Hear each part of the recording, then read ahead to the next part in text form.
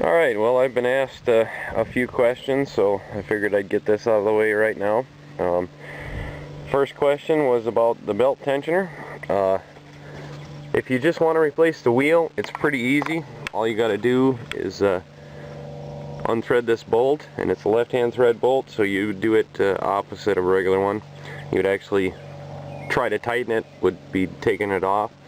And I've seen where those plastic wheels actually, the bearing locks up and then the wheel spins and it melts the wheel and comes right off. So those are pretty easy to replace, not too big a deal. If you needed to replace the arm itself, I believe this is all one unit you can replace, so you'd have to take looks like take the alternator off, take the power steering pump off, and find all the bolts inside there that hold that whole unit together, and then take that off and replace it as a unit, I believe. Don't quote me on that, I haven't really looked at the parts, but that's what that looks like. And then I got a question about valve covers, asking if you had to take the power steering pump off to get to this rear valve cover. And you know, you might be able to get away with not doing it, but I would say do it. It's pretty easy to get the pump off. All you would have to do is take the belt off, and then you'll be able to spin this pulley.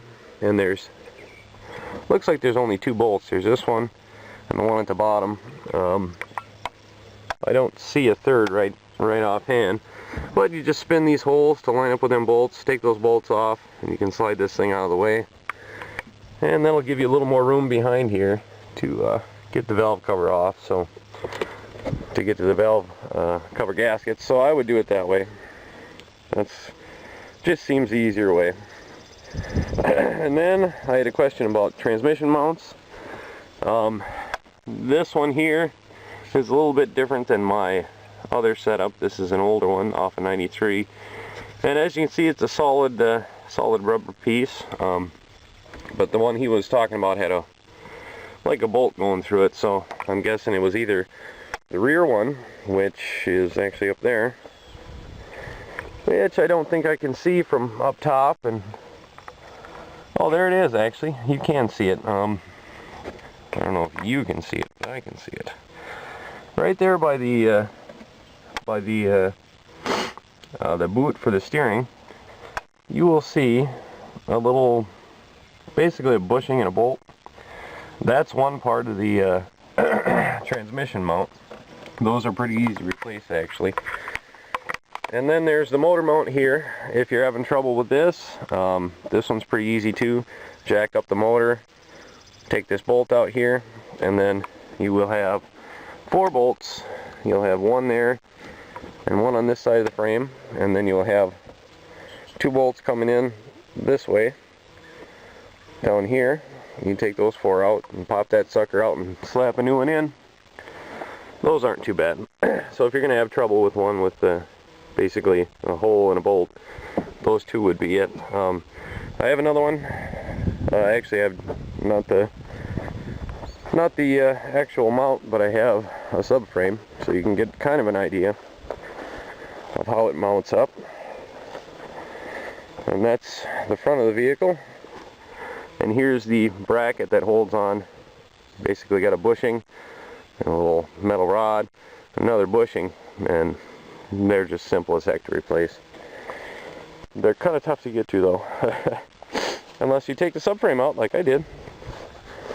But that's about it for the questions. Wanted to take a quick minute to say thank you to everybody that found bushings online for my 98 Park Avenue. I checked a few places and didn't see them, and I just said kind of, you know, they must not exist, but I didn't look hard enough. So thanks to everybody that told me where to find the bushings. I actually I'm going to go ahead and replace the whole arm anyway, because I can get control arms for $52, and you know, now that I got more money than time, I think it's probably a good idea just to go ahead and do the whole control arm. It's just 10 times easier. But you know what, while I'm here, what the hell, let's fire something up. I got a little bit of time. See if this thing will start. It's a Buick. Can't kill a Buick. Now this piece of crap Hyundai here, I don't know about this one. This is my brother's girlfriend's car with the annoying chime. Let's see what it does. What a piece of crap.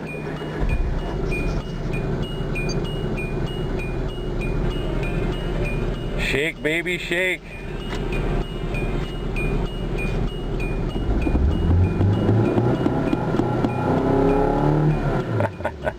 A pile of garbage. Look at that fucker smoke.